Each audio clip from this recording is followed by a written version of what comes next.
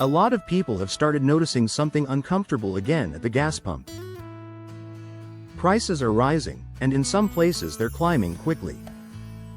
The national average is now around $3.48 per gallon, and in states like California, prices are already pushing past $5 a gallon.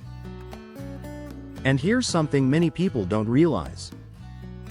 There's a narrow shipping route in the Middle East called the Strait of Hormuz, and roughly 1/5 of the world's oil supply passes through it every day. That means when something disrupts traffic there, the effects can reach gas stations thousands of miles away. And that's exactly what's happening right now. So today, let's talk about why gas prices are rising, whether a fuel shortage could actually happen, and some practical ways you can save money while all of this plays out. But before we get into it, I'm curious about something. When was the last time you filled up your gas tank? And did the price surprise you a little? Let me know in the comments. I always like hearing what people are seeing in different parts of the country. Why are gas prices rising? First, let's talk about what's driving this sudden jump in prices, because it didn't happen randomly. Oil markets around the world reacted quickly after tensions involving the United States, Israel, and Iran expanded. One of the biggest concerns right now centers on the Strait of Hormuz. You may not hear about it often, but it's one of the most important oil shipping routes on the planet. A massive portion of the world's oil moves through that narrow corridor every single day. When tensions rise in that region, shipping slows down. Some oil tankers delay their routes. Others avoid the area entirely. And the moment that happens, global oil supply tightens. When supply tightens, prices usually go up. Why global events still affect US gas prices? Now here's something interesting. The United States actually produces far more oil today than it did decades ago. Thanks to technologies like hydraulic fracturing, the US has become one of the largest oil producers in the world. So people often ask, if the US produces so much oil, why do global events still affect our gas prices? The answer is simple. Oil is traded in a global market. Even if the oil used domestically is produced within the country, the price is still influenced by worldwide supply and demand. So if there's fear that oil shipments could be disrupted anywhere in the world, markets react almost instantly. Recently, crude oil prices briefly climbed above $100 per barrel, and some analysts warned that in a worst-case scenario, prices could theoretically reach $150 per barrel. That's not the base case, but it shows just how sensitive these markets can be. What officials are saying? Officials have tried to reassure the public that the spike may not last forever. U.S. Energy Secretary Chris Wright recently said that even in a worst-case scenario, the disruption could last weeks rather than months. The idea is that once shipping stabilizes and infrastructure is repaired, oil supplies could begin moving normally again. Meanwhile, Donald Trump has described the higher energy prices as a short-term consequence of broader security goals involving Iran and regional stability. From the administration's perspective, addressing security threats now could help create greater stability in the future. Of course, not everyone agrees with that approach. The inflation ripple effect. Some economists and lawmakers worry that rising energy prices could push inflation higher again, especially for households already feeling financial pressure.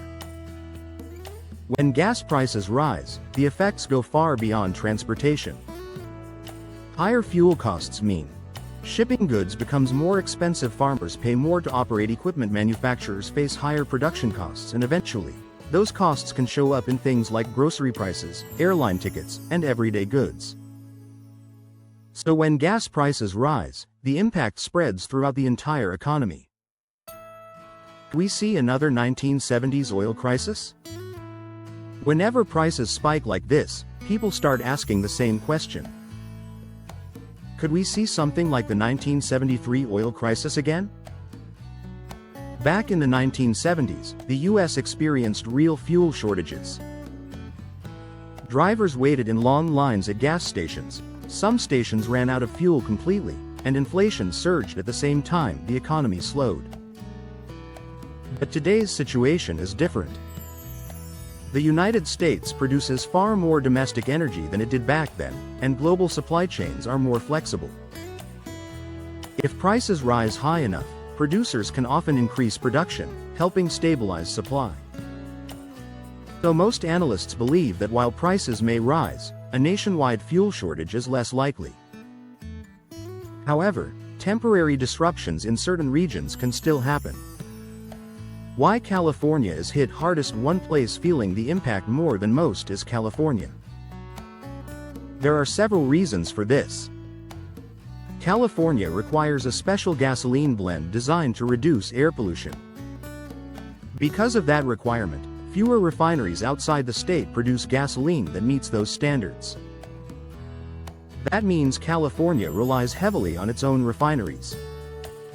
But recently, refining capacity has been shrinking. One refinery in Northern California is shutting down, while another facility has been undergoing maintenance. When global oil prices rise at the same time local refining capacity falls, it creates the perfect storm for higher prices. And on top of that, California drivers also pay some of the highest fuel taxes in the country. Combine all of those factors together, and prices can rise quickly. How you can save money on gas now, you might be thinking. Okay, this is interesting, but what can I actually do about it? While we can't control global oil markets, there are practical ways to reduce how much you spend on fuel. Here are a few simple strategies.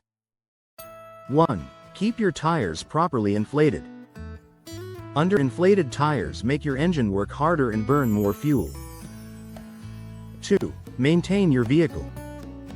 Clean air filters, proper oil levels, and well-maintained engines improve fuel efficiency.